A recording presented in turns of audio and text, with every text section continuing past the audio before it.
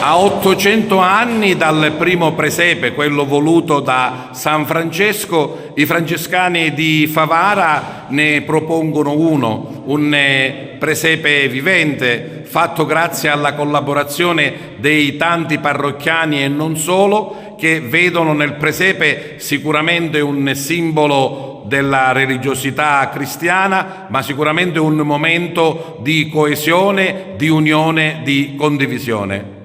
Il presepe è la celebrazione della nascita di Gesù. Maria e Giuseppe, un ragazzo e una ragazza con i loro sogni e i loro progetti, dicono sì a Dio e accolgono il Figlio di Dio, accolgono Gesù bambino.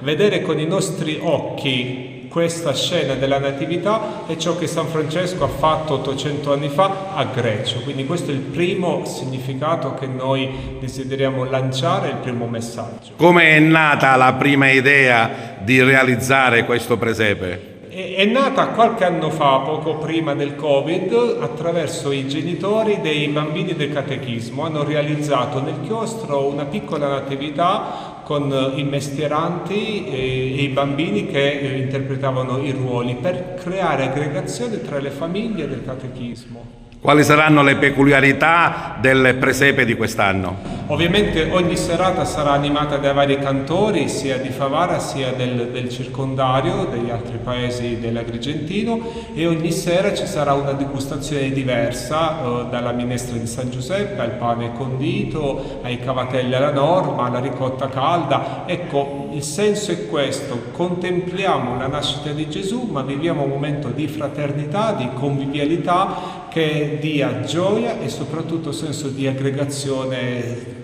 sociale, civile e religiosa. Presepe vivente vuol dire la partecipazione proprio dei cittadini, di tutti quelli insomma che orbitano attorno al convento. Ci saranno tante comparse e abbiamo scelto di realizzarlo secondo la tradizione dei mestieri siciliani, per cui fabbro, panettiera, sarta, lavandaia, fruttivendolo, oltre che i pastori. Gente e giovani, in collaborazione anche con l'Ordine Francescano Secolare, ma anche con Casa Betania, giovani e adulti che faranno la comparsa e alliteranno anche il presepe. Naturalmente, insomma, e siamo anche realistici, tutto questo ha un costo. Tutto questo ha un costo, ecco perché chiediamo a coloro che verranno a visitare il presepe di acquistare un biglietto al costo di 2,50 €. Questo biglietto è il biglietto del sorteggio che faremo il 6 gennaio. E poi avete detto tradizione siciliana, ma Fra Alfio, in Sicilia si mangia?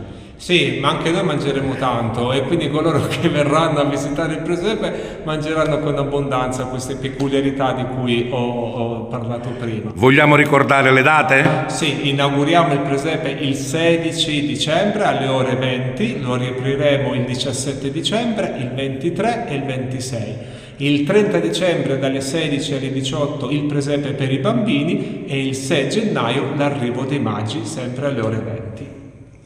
Siamo nel giardino di Maria, gli ultimi ritocchi per preparare il presepe. È tutto pronto? Quasi, mancano veramente gli ultimi preparativi, arriveranno ancora diversi attrezzi dei mestieri antichi, così le casette saranno abbellite con i tendaggi e poi appunto i figuranti, che sono i bambini, i figuranti e tanti animali. Questa edizione del presepe vede anche la presenza di tanti animali che l'arricchiranno, dal bue all'asinello, la mucca, le pecore, le galline, così per dare gioia anche ai nostri piccoli, alle famiglie che saranno qui a godersi la bellezza del Natale, la gioia del presepe, come ricordava Fra Alfio in questo anno particolare, che sono l'8° centenario del presepe di Greccio. Francesco d'Assisi pensò e dio a Greccio il primo presepe. Una condivisione da parte di tutti, insomma, dei familiari, dei parrocchiani, delle signore, dei bambini che frequentano il convento Sant'Antonio per questo importante appuntamento che è il Natale. Una grande squadra sotto la guida dei frati, insieme in questo convento che sembra un faro, e quindi tante famiglie che dall'esperienza del catechismo, come dicevamo poc'anzi, vivono la bellezza dell'amicizia, della fraternità, dello stare insieme, e quindi il presepe diventa un'opportunità, ma non solo.